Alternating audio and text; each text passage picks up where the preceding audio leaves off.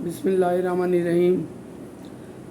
मेरे दोस्तों, साथियों, भाइयों, बहनों, बुज़ुर्गों, दोस्तों और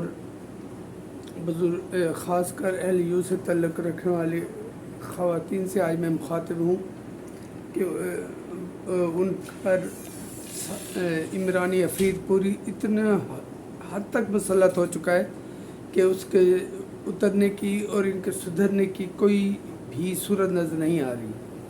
दो तीन बातें जो मैं रूटीन में करता हूँ, एक तो मेरा यूट्यूब चैनल सब्सक्राइब कर दें, जो भी वीडियो सुनते मेरी रिक्वेस्ट पे वो चैनल सब्सक्राइब करते रहें। अभी फेसबुक वाले ही वहाँ ऐड हो रहे हैं, लेकिन 2 दिन से कोई नहीं हुआ।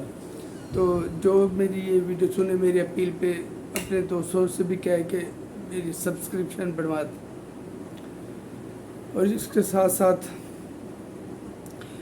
आज एक जो बहुत बुरी हरकत हुई है यूथों की तरफ से, तो उसको मैं डिस्कस करना चाहता हूँ। एक तो अज़मा बुखारी साहबा के बारे में, जो नून लीग की वज़ीर इत्तलाआत हैं पंजाब की। तो वैसे मुशीर इत्तलाआत तो पहले भी थी, वो पार्टी की तो थी, शायद अभी वज़ीर इत्तलाआत ही हैं। तो उनके बारे में एक नाज़ेबा वीडियो वायरल की गई है सोशल मीडिया पे, और उसे फलक जबेद नामी खातून ने भी अपने कमेंट्स के साथ शेयर किया, ट्वीट किया। और फिर उसके जवाब में अज़मा बुखारी साहबा ने भी कहा कि घटिया औरत, अब रोने के लिए तैयार रहना। ये मैं फलक जवेद जो है ना, ये कोई बहुत फ्रंट लाइनर नहीं है, थर्ड रो में भी नहीं आती, पता नहीं कहाँ आती है। और सनम जवेद की बहन है, लेकिन सनम जवेद और इनके वालिद जो थे जावेद साहब, वो हैं, वो पीपल्स पार्टी से ताल्लुक़ रखते थे और शायद अभी भी रखते हैं। लेकिन इन ख़वातीन पे यूथियापा इस तरह सवार हुआ है कि उन्हें कुछ हयात शर्म नाम की उनमें कोई चीज़ नहीं, और उन्हें खातून कहना भी ख़वातीन की तौहीन है। तो ये यूथे ऐसी हरकतें कर सकते हैं, यूथे जो ख़वातीन है, मर्द, और उन पर इमरानी अफरीद इस बुरी तरह सवार हो चुका है कि उसके उतरने की कोई सूरत नज़र नहीं आती, और ना इनके सुधरने की कोई सूरत नज़र आती है। अज़मा बुखारी खातून है, पढ़ी लिखी खातून है। मैं उनकी बहुत ज़्यादा क्या कहते हैं तारीफ़ करता हूँ। उनकी हिम्मत जो उन्होंने की है उस पर उन्हें अप्रिशिएट करता हूँ कि उन्होंने इस बात को दबाने के बजाय उनसे लड़ना पसंद किया, जो कि बहुत अच्छी बात है। वो हाई कोर्ट पहुँची हैं और वो उन्होंने कहा है कि अब देखती हूँ कि मुझे कब इंसाफ मिलता है, या इंसाफ सिर्फ एक ही तबके के लिए रह गया है जिन्हें 5 मिनट में 50-50 ज़मानतें मिल जाती हैं। तो अज़मा बुखारी साहबा की दरख्वास्त अभी पेंडिंग कर दी गई है कि पहले मुतलका फोरम पे जाएं, जो होता है इनका FIA का तरीका शरीका। लेकिन यूथियों को थोड़ी सी शर्म आनी चाहिए। उनकी तो क्या कहना चाहिए, उनके सरबराह की एक बेटी है, मैं माता का लफ्ज़ यूज़ कर रहा हूँ, नाजायज़, जो कि प्रूवन है, लेकिन वो ये पाकिस्तान में नहीं मानता, बाहर मानता है। उनके भाइयों के साथ पढ़ रही है। उसकी साबका बीवी जो अभी तक भी उसके लिए क्या कहना चाहिए, निजात का ज़रिया बनी हुई है, क्योंकि खुदा पे तो उसे है यकीन है नहीं, ना उसे कलमा पढ़ना आता है कुछ भी। तो उसके लिए तो सब कुछ वो जमाइमा ही है ना। तो ये जो कुछ भी करें, इनसे हर किस्म की तवक्को की जा सकती है, लेकिन हमारी अदलिया को भी सोचा जाए। एक खातून ने हिम्मत की है तो आप उसे प्रॉपर एंटरटेन करो, उसको वक्त पर जायज़ इंसाफ, वो इंसाफ मांगने गई थी।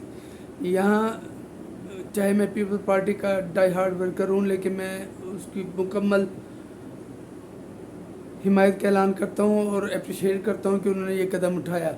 अब अदलिया भी कुछ सोचे, अदलिया को فیصلے کرتے وقت اگر یوتھیوں کے حق میں ہوں تو کوئی آئین کوئی قانون کچھ نظر نہیں آتا، یہ جو اوپر سے نیچے تک کالے بھون بیٹھے ہوئے ہیں، اور وہ جو نہ پٹیشنر ہوتے ہیں، نہ کمپلیمنٹ کیا کہتا ہوں، نہ کمپلیننٹ ہوتے ہیں، نہ وہ مانگتے ہیں، وہ چیز ڈیمانڈ کرتے ہیں لیکن انہیں دے دی جاتے ہیں۔ پتہ نہیں کون سا آئین قانون جس میں کوئی بات بھی کسی کو بھی سمجھ نہیں آتی، وہ کس قانون کے تحت فیصلے دیتے ہیں۔ اور یہاں ایک خاتون اگر ایک ہمت کر کے اپنے عزت بچانے کے لیے انصاف مانگنے گئی تو اس پہ ان چھوٹے بھونڈوں نے، چھوٹے کالے بھونڈوں نے اس کی درخواست الگ رکھ دی ہے۔ مجھے تو سچ بتاؤں اس عدلیہ سے انصاف ہی اٹھ چکا ہے پورا۔ کیا کہتے ہیں، ایوب کو تو چھوڑے، بدبخت کو، جس کا پوتا آج کل جمہوری اقتدار دے رہا ہے، جو اندر سے کچھ سن کے آتا ہے، ڈیال سے باہر آ کے کچھ کہنے لگ جاتا ہے۔ تو ہوا کیا، بھٹو صاحب سے شہادتوں سے، بھٹو صاحب کی پھانسی سے سلسلہ شروع ہوا، اور آصف الزرداری کی 11 سال جیل، فریال طاہرپور صاحبہ کی ہسپتال سے اٹھا کے جیل ڈالنا، یہاں عدلیہ اندھی ہو جاتی ہے۔ اور یہ تو سنا تھا کہ قانون اندھا ہوتا ہے، لیکن یہاں معذرت سے کالے بھونڈ بھی اندھے ہیں، بھیڑے کہیں یا کالے بھونڈ کہیں، یہ بھی اندھے ہیں۔ قانون تو اندھا ہے، نہ اپنی مرضی کا قانون بنا لیتے ہیں یا اپنی مرضی کے فیصلے کر دیتے ہیں۔ اور یہ سوچ اب عوام میں پیدا ہوتی جا رہی ہے، سوائے یوتھوں کی، کیونکہ انہیں تو گڈ ٹو سی یو کہا جاتا ہے، انہیں تو کہا جاتا ہے کہ ہمارے پاس آئے، ہم آپ کو اس کا ہم آپ کو ریلیف دیتے ہیں، ہم آپ کے جو آپ سڑکوں پہ خوار ہو رہے ہو ہمارے پاس آئے، ہم آپ کا حل بتاتے ہیں۔ اور ایک خاتون جس کو بدنام کرنے کی کوشش کی گئی ہے، اور اس کو بدنام کرنے میں سارے بلا شک و شبہ یوتھ ہی ان فرنٹ ہیں، اور وہ ہی یہ حرکتیں کرتے ہیں۔ تو ہمارے منصفوں کو یہ بات کیوں نہیں سمجھ آتی، اور یہاں قانون بھی اندھا ہو جاتا ہے بالکل۔